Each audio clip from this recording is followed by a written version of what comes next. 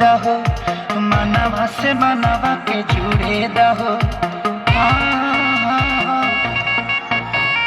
छीटा जवानी के उड़े दहो मनवा से मनवा के जुड़े दहो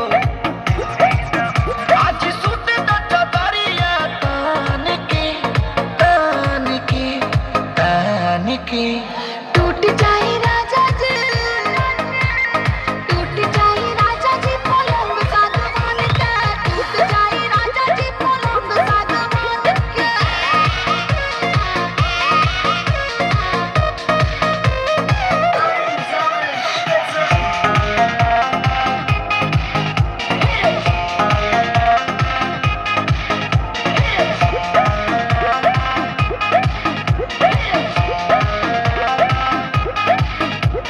छुए त बदन की देखो न पटन की चादर बिछा देहनी पलंग जी मन पिघलाते हनी, पलंग पर झुलवा झुलाते हनी। छुए त बदन की देखो न पटन की चादर बिछा देहनी पलंग जी मन पिघलाते हनी, पलंग पर झुलवा झुलाते हनी।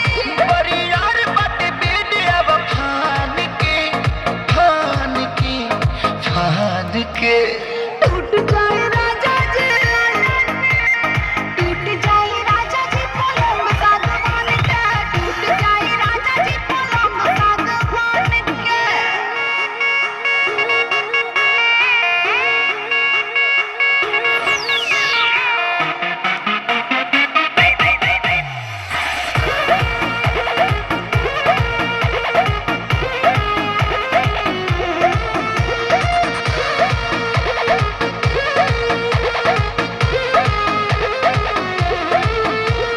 बने त बेसरमी देहिया में गरमी बैठे लागी हो अमरिया ऐठे लागी हो, नस नस बैठे लागी हो। बने त बेसरमी देहिया में गरमी बैठे